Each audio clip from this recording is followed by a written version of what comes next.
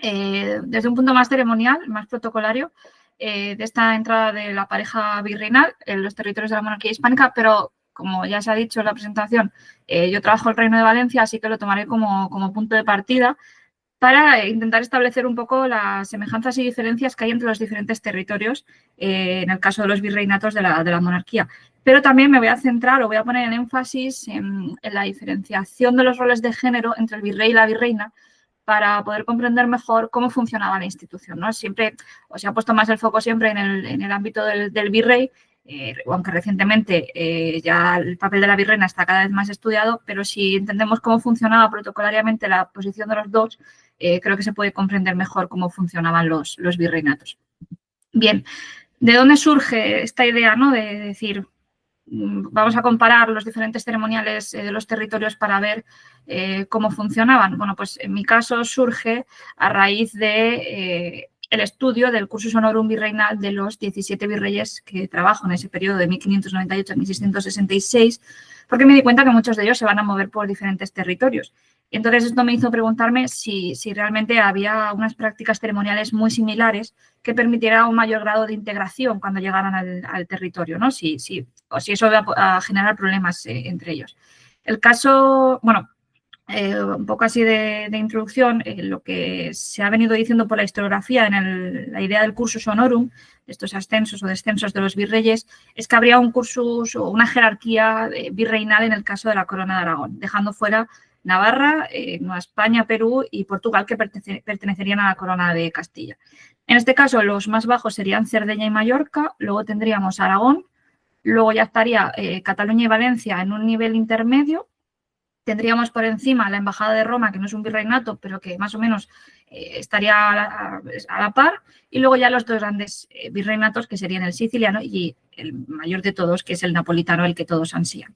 Bueno, pues en ese ascenso, creo que el caso más paradigmático que nos demuestra cómo se podía ir subiendo en esa escala virreinal es el caso del quinto marqués de los Vélez. Él empieza en 1631 en el virreinato de Valencia, en el reino de Valencia, porque fallece su padre, que es el virrey en esos momentos, y la ciudad le pide que se quede. Le dicen al rey que deje al marqués porque él ya conoce cómo funciona todo el virreinato y por tanto la integración va a ser mucho más fácil.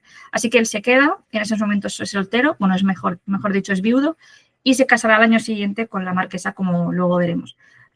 Hasta 1635, que será designado como virrey de Aragón. Se irá con toda su familia allí y estará hasta el 38, en el que empezará un periodo, yo le llamo el covirreinato, porque también será nombrado virrey de Navarra, teniendo lugar la batalla de Fuenterrabía, que es una victoria de la monarquía hispánica frente a los franceses muy importante, que le da una popularidad increíble, hasta tal punto que en 1640, cuando estalla la guerra del Segadors en Cataluña, se le nombra como virrey para intentar emular lo que había hecho en Fuenterrabía también en el caso catalán. Problema, que el marqués de los Vélez no tenía esa experiencia militar que aparecía, es decir, la victoria de Fuenterrabía ha sido consecuencia de sus ejércitos y de los altos mandos, no de él mismo. Por tanto, esto se demuestra cuando llega a la batalla de Montjuic en 1641 y la pierde. De tal forma que esa popularidad que había experimentado el virrey decae drásticamente, que es destituido como virrey de Aragón y pasa unos años en el purgatorio, ¿no? En un exilio ahí que no se sabe, hasta que, gracias a su amistad con el conde duque de Olivares, se le nombra virrey de Sicilia hasta 1648, en las vísperas de la revuelta siciliana, que fallecerá. Es su hijo el que terminará ese cursus. Como vemos, el marqués de los Vélez empieza en Valencia por una circunstancia, pues porque ha muerto su padre, pero tenemos Aragón, Navarra, quitando en este cursus honorum Cataluña, Sicilia, y su hijo primero empezará en Cerdeña y después conseguirá el ansiado virreinato napolitano.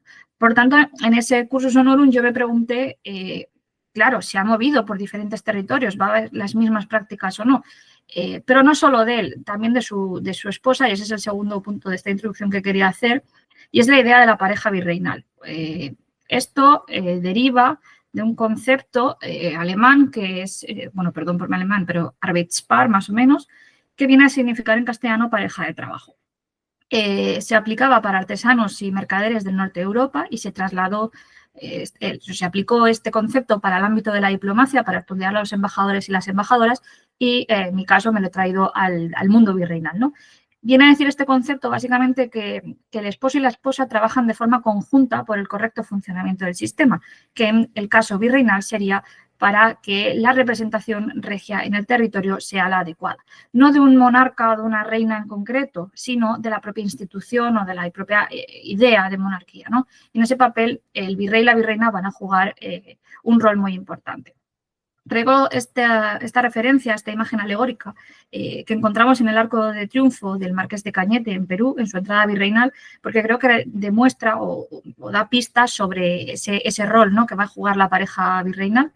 En 1589 llegan los marqueses de Cañete a Perú. Hasta ese momento, en Nueva España y Perú no se permitía la entrada o no se permitía la llegada de virreinas consortes, solamente virreyes, porque había que asentar un poco el territorio.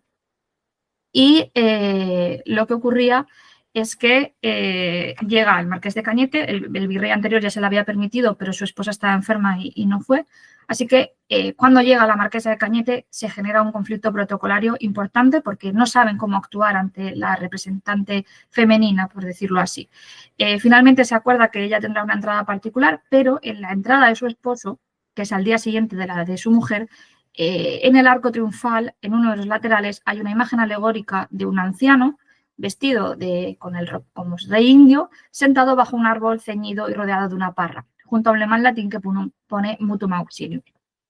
Ese árbol y esa parra simbolizan el matrimonio de los virreyes, es decir, el virrey y la virreina, y leo textualmente para dar a entender que no le había de ser la compañía un estorbo al gobierno, sino una ayuda, es decir, ese mutuum auxilium. La virreina consorte no es un problema para el virrey, sino que es un complemento, es una ayuda que va a perfeccionar mejor su rol como representante regio. Esta idea, ¿no?, esta representación, que lo que estaba leyendo, para entender que no le había de ser la compañía un estorbo al gobierno, sino una ayuda, es decir, ese mutuum auxilium. Vale. Entonces, ¿cómo voy a dividir la entrada? Lo voy a hacer en 3 apartados: el nombramiento y embajada previa, la propia entrada y la embajada posterior, tomando, como he dicho, el ejemplo del caso de Valencia, pero con esa mirada comparativa. No me voy a detener en cuestiones de fasto, de fiestas, de arquitectura, sino que lo voy a hacer desde un punto de vista, como he dicho, ceremonial, imaginándonos que nosotros somos unos virreyes que entramos en la ciudad de Valencia en el siglo XVII. Por tanto, hemos de preguntarle al maestro de ceremonias cómo funciona la entrada para nosotros poder ejercer esa representación regia de la manera más correcta. Bien, no tengo una imagen de una entrada virreinal propiamente dicha de un virrey y una virreina, pero sí tengo esta representación que supongo que muchos conoceréis del arzobispo Morcillo en Potosí, pero la traigo para representar al menos un poco visualmente cómo era una entrada. Una entrada no era un acontecimiento de segunda, era el principal acontecimiento de los virreyes cuando llegaban a un territorio. Era su carta de presentación ante la sociedad y, por tanto, pues había un gran desfile, una gran preparación en algunos sitios como Nueva España, Perú o Nápoles, con arcos de triunfo, arquitecturas efímeras, etcétera. En otros, como en Valencia, un poco más suaves, pero era, como digo, ese momento de exaltación. Pero para llegar a esa entrada, lo primero que tenemos que tener es ese nombramiento regio. Es el rey el que decide quién va a ser el nuevo virrey en el territorio.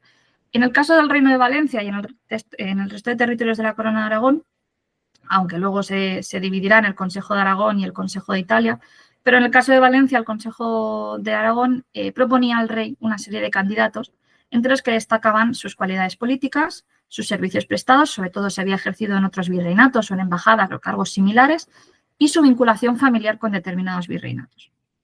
En este sentido,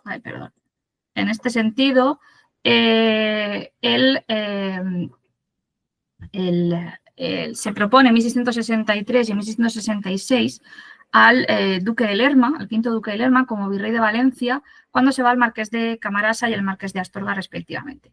Bien, en ese sentido, lo que se dice por parte del Consejo de Aragón es, leo textualmente, que en el Reino de Valencia está muy presente la memoria y estimación de sus abuelos. ¿Quiénes son estos abuelos? Bueno, estos abuelos en realidad son bisabuelos, no me acuerdo exactamente qué ramas son, pero son los primeros duques de Lerma, es decir, el valido de Felipe III y su mujer, que habían sido virreyes de Valencia en la década de 1580, en el siglo XVI.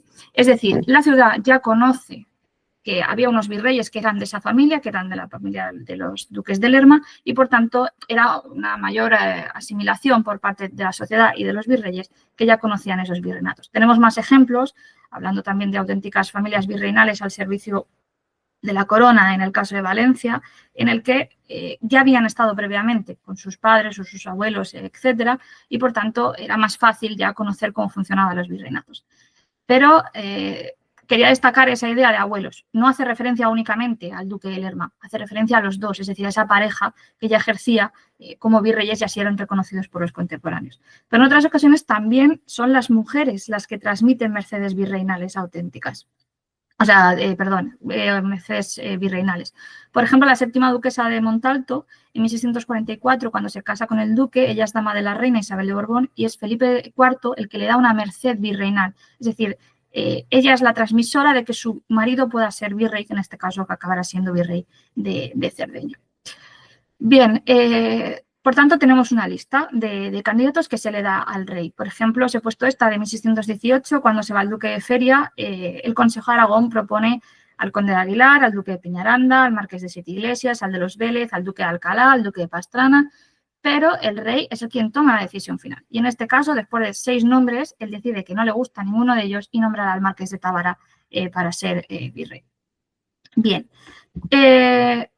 una vez hecho esto, ya se envía una carta a la representación reinícola y de la ciudad, es decir, a la Diputación y a la ciudad, informando de quién ha sido nombrado como virrey y se realizará o se empezará a preparar como todos los preparativos para la llegada. En este caso, aderezar calles, preparar los caminos desde la ciudad hasta el lugar donde se va a hacer la embajada previa, preparar la pólvora, etcétera.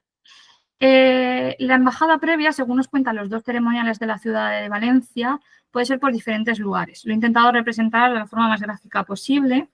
Si venían desde Cataluña, la embajada se hacía en Morvedre o Sagunto actualmente. Si venían desde Aragón, en Segorbe. Si venían por mar, en el Grau de Valencia, es decir, en la propia ciudad. Y luego, si venían de Castilla, si venían de la parte más norte y desde Madrid para arriba, entrarían por Requena, que es la frontera natural, y lo harían en Chiva.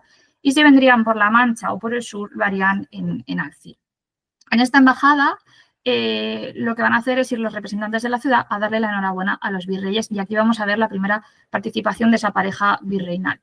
Bien, lo que hacen es, lo primero de todo, van allí los embajadores y le piden los títulos de nombramiento de lugarteniente y capitán general para ver si es verdad que el virrey es nombrado como tal y no ha venido aquí un fantasma a aprovecharse de esta situación y se registra. En esa embajada se le pregunta al virrey qué día y qué hora quiere entrar en la ciudad y una vez ha pasado esa embajada, que también se le ha dado la enhorabuena por el nombramiento, se trasladan estos embajadores al cuarto de la virreina, que está colocada en unas sillas muy similar a su esposo, para darle también la enhorabuena por la llegada. En el propio ceremonial se recoge como embajada esta visita a la virreina y también se le utiliza el término como tal. Pero además de estas embajadas institucionales, también llegarán tribunales, el arzobispado, etcétera. También van a recibir visitas de personajes notables. Es decir, si la entrada virreinal constituye en general una carta de presentación de los virreyes a la sociedad, el caso de la embajada previa es una carta de presentación a los nobles para establecer vínculos que serán muy importantes durante el desarrollo de su virreinato. Por ejemplo, sabemos que los duques de Montalto recibieron en 1652, ella recibió a 53 damas y él recibió a 66 hombres. Por tanto, son bastante numerosas estas embajadas. Bien, ¿qué ocurre en otros territorios? En otros territorios vamos a ver esta embajada. En el caso de Aragón es muy similar ceremonialmente en todo el proceso a Valencia. Esto creemos que se debe por la proximidad territorial que hay con el territorio. Va a haber lo mismo, una embajada por los jurados, va a ser fuera de la ciudad y se le va a dar la bienvenida al virrey y después a su esposa. Nápoles es un caso aparte, porque no va a haber una embajada como tal, sino que va a haber varias embajadas. Los virreyes pueden llegar por Gaeta, Puzol, Proxita o Ischia, y ya el primer día de llegada van a haber 6 embajadores de la ciudad que van a darle la enhorabuena, el parabién y la obediencia al virrey y de nuevo a la virreina. El segundo día van a recibir al virrey que se va, ellos lo van a recibir, y el tercer día le van a devolver esa visita ya en el palacio real o el palacio virreinal en este caso. Es decir, los virreyes ya se trasladan a su nueva residencia y es el momento en el que ese virrey que se va, ese virrey saliente ya se despide y se marcha del territorio. El cuarto día es el día que van a recibir más embajadas al tribunal, al colateral del Consejo de Santa Clara, a la Real Cámara de la Sumaria, a la Gran Corte de la Vicaría, al nuncio de su santidad, al internuncio de Polonia, al residente de Venecia, es decir, como en el caso de Valencia, a los principales organismos públicos, por decirlo así, o institucionales, pues lo van a hacer también en Nápoles. Bien, seguimos con esta comparativa. En Sicilia también va a haber una embajada previa, lo que pasa que va a ser como más corta, porque lo que va a pasar es que los virreyes, una vez desembarcan de las galeras, el virrey se va a ir a la catedral para jurar y la virreina se irá directamente a Palacio para quedarse allí. Navarra también es un caso aparte. Bueno, Navarra es un caso aparte en realidad, porque lo que sabemos a través de los ceremoniales que hemos podido consultar es que sí que se hace un recibimiento fuera de la ciudad de Pamplona y al menos van representantes de las principales ciudades que son Pamplona, Estella y Tudela y todos los caballeros que lo desean, pero la embajada previa se hace dentro del palacio virreinal. Es decir, ese recibimiento los recoge, los lleva hasta el palacio y parece ser que entraban primero de noche y que luego el juramento también se hacía dentro del palacio. Al menos sabemos que esto pasó en 1643 con los condes de Oropesa y parece que se quedó como práctica. Estamos en proceso de ver si con anterioridad también se hacía así. Y nos quedarían los territorios del Atlántico y nos quedaría también Cataluña. En el caso de Nueva España, la entrada o la embajada previa, lo que pasaba es que se celebraba con más tiempo, ¿no? Se hacía una especie de... se emulaba el recorrido de Hernán Cortés de la conquista y por tanto pasaban por diferentes ciudades, pero ahora con esta embajada previa nos interesa la llegada a Veracruz. Cuando llegaban, de nuevo, los virreyes recibían a los representantes de la ciudad y al gobernador, la virreina también los recibía esa embajada de felicitación y después ella se marchaba con la mujer del gobernador a una residencia temporal que era lo que iban a estar durante el tiempo que iban a estar en Veracruz. En Perú habría una ceremonia muy similar, aunque se le llama besamanos, y al igual que Cataluña desconocemos el papel que tenía la virreina en estos casos. No sabemos si estaba o no, o sea, no la podemos descartar, entonces la hemos dejado ahí en un interrogatorio, en una interrogación que esperamos resolver en el futuro. Lo que pasaba en Cataluña, también a diferencia del resto de territorios, es que una vez entraba el virrey, que podía hacerlo normalmente por Lleida o por Tortosa, ya juraba como virrey y luego ya tenía su entrada particular. A modo de resumen de este primer paso, lo he intentado plasmar en esta tabla, en todos los territorios va a haber una embajada previa y en todos los territorios va a haber una embajada al virrey. Caso especial es su mujer. A su mujer, salvo en Cataluña y Perú, que no lo sabemos, el resto de territorios sí que se va a dar esa embajada a la virreina. Igual, en las mismas condiciones que su esposo, con la salvedad de que no se le va a pedir el nombramiento, los títulos que le nombran virreina, porque ella lo es en función de que su esposo es el virrey, pero ya desde un primer momento, ceremonialmente, se le otorga ese papel representativo al mismo nivel que su esposo. Bien, una vez ya hemos establecido con el virrey qué día y qué hora vamos a entrar, tiene lugar la entrada virreinal, propiamente dicha. En el caso de Valencia, lo que se hacía era recoger a los virreyes fuera de la ciudad, en una población cercana que se llama normalmente era Mislata, y se producía un desfile por las principales calles de la ciudad hasta la catedral. La catedral de Valencia llegará el séquito y se quedará allí, el virrey entrará y la virreina, ahora veremos qué papel tenía. Porque aquí es donde vemos la principal y la más importante diferencia respecto al resto de territorios, salvo Aragón, que ya he visto que se parece mucho en el ceremonial. El séquito que va a acompañar al virrey va a estar, en él va a estar incluida la virreina. Es decir, la virreina no se va a quedar en palacio, no se va a ir directamente a la residencia virreinal, sino que va a acompañar a su esposo en el desfile hasta la catedral. Aquí he intentado plasmar un poco cómo sería este desfile. Tendríamos un acompañamiento musical y luego los invitados con los vergueros y tal, pero nos interesa la parte final. Estos jurados que acompañan a los virreyes. La ciudad, los representantes principales de la ciudad de Valencia estaban formados por 6 jurados, 4 de ciudadanos y 2 de caballeros, y tenían un orden jerárquico. Los jurados en cap eran los principales y luego pues, los jurados segundos y luego el tercero y cuarto. ¿Por qué explico esto? Porque el jurado en cap era quien se encargaba, los jurados en cap se encargaban de acompañar al virrey. Mientras que a la virreina, que iba inmediatamente detrás de su esposo en su carroza o litera, era acompañado por los jurados segundos, es decir, según la jerarquía, los segundos jurados más importantes. Y ella lo va a acompañar hasta la catedral. En esa plaza de la catedral ella se va a quedar allí, acompañada de esos 2 jurados segundos que no se van a despegar de ella, y el virrey entrará dentro del edificio religioso para arrodillarse, jurar, poner la mano sobre el misal y toda esta ceremonia. ¿Y qué pasa con la virreina? Bueno, pues la virreina no está oculta, la virreina se deja ver delante de una población que va a estar allí, pues imaginaros, ¿no? Hay un interés por saber, también hay una especie de recelo, porque a lo mejor si el virrey anterior y su mujer han sido pues muy buenos, a lo mejor hay un poco de recelo por ver quién llega aquí como gente nueva que no sabemos cómo van a actuar, y ella se va a mostrar. Lo sabemos porque contamos con referencias en dietarios. Por ejemplo, se dice que en 1606 la marquesa de Caracena iba gentilmente aderezada, o la duquesa de Feria dice anaba también vestida de blau, es decir, como su esposo, que también iban los dos conjuntados, muy honestísimamente adresada y según la honestísima cara que mostraba, parecía ser discretísima, es decir, ellos pudieron ver la cara de la virreina y ya vieron que era una persona muy discreta. Incluso la ciudad se preocupó por la salud de esta virreina. La duquesa de Feria estaba en un estado de gestación muy avanzado, si no recuerdo mal, da luz a los 3 días de la entrada y se prohibió mediante crida, mediante un pregón público, que se tiraran a cabezazos o cualquier tipo de estruendo, o cualquier tipo de petardo que molestara o pudiera afectar a la salud de la virreina. Bien, una vez terminada esta ceremonia del virrey, el virrey sale a la plaza de nuevo, coge o se posicionan de nuevo de esta forma y se marchan hacia la sede virreinal. La sede virreinal es el Palacio del Real, que está a las afueras de la ciudad, y allí vamos a ver de nuevo actuar ese rol de los virreyes, porque el primer lugar al que van a acudir va a ser sus espacios de representación. Lo he intentado plasmar un poco, esto es una parte del palacio, en el cual los jurados van a acompañar al virrey hasta la Sala de los Ángeles, que la veis aquí en amarillo, o la Sala de las Comedias, que es esta Z en amarillo que veis, y a la virreina, esos 2 jurados segundos que no se han despegado de ella ni un minuto, le van a dar el brazo y la van a acompañar hasta su sala de representación, que es la sala del estrado. Una sala que, como su nombre dice, cuenta con un estrado, una tarima que la remarca su posición jerárquica respecto al resto de asistentes y que tanto la de su esposo como la de ella van a contar con un dosel y a partir de ese momento serán sus lugares donde ellos van a recibir las embajadas y van a ejercer públicamente como virreyes.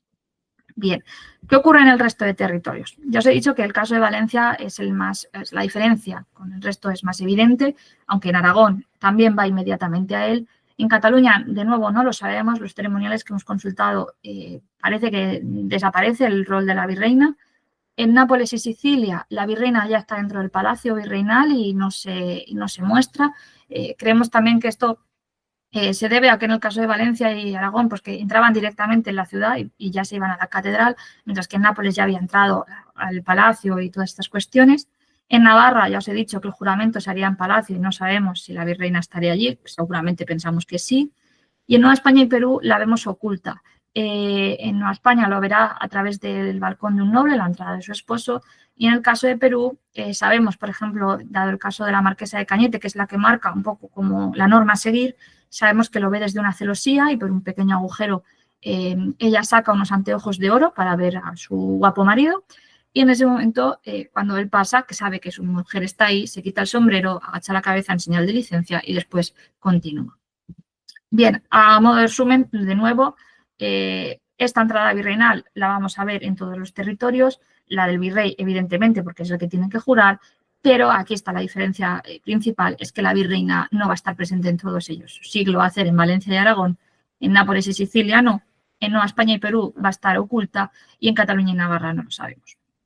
Bien, una vez se ha hecho la entrada, lo que ocurre, pues ya no lo sabemos. Puede haber fiestas, podéis a dormir los virreyes, pueden irse a pasear.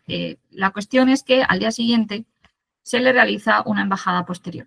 Y de nuevo, igual que se había hecho esa entrada previa a la entrada virreinal, también se va a ejercer en los territorios. Con la excepción de Nápoles, que sabemos que el virrey se va a ver al cardenal, en Navarra y Perú, que lo desconocemos, y en Nueva España pensamos que también, pero lo que tiene lugar es una serie de fiestas. Ya en Nueva España me refiero cuando ya ha entrado en la Ciudad de México, que es la última entrada. Pero como veis, de nuevo, protocolariamente hay una embajada al virrey y después, inmediatamente tras la del hombre, se da a la de su mujer. Bien, esto es la entrada prototipo que se da en los territorios, pero me gustaría en lo poco ya que me queda, abordar dos tipos de entradas más. En este caso, la entrada propia de la virreina. Sabemos que para Nápoles, creo recordar que hay 4 o 5 entradas virreinales propias, pero para Valencia solo contamos con un ejemplo, que es el caso de la Marquesa de los Vélez en 1632. Una entrada que también es un poco accidentada, porque ella entra el 24 de diciembre de 1632, en esos días ha llovido mucho en la ciudad y, bueno, pues están las calles llenas de barro y no está adecuado para la entrada de la virreina, así que se trasladarán las fiestas hacia un año después, en agosto de 1633. Pero es interesante porque ella sí que va a hacer su desfile y ceremonialmente, o en el ceremonial de la ciudad, se va a recoger una entrada particular, un epígrafe propio, para referirse a esta entrada, ¿no? La excelentísima virreina, que llega después del señor virrey. Y otro aspecto muy interesante, que no da para esta conferencia, sino para otra, es la utilización del término de virreina, ¿no?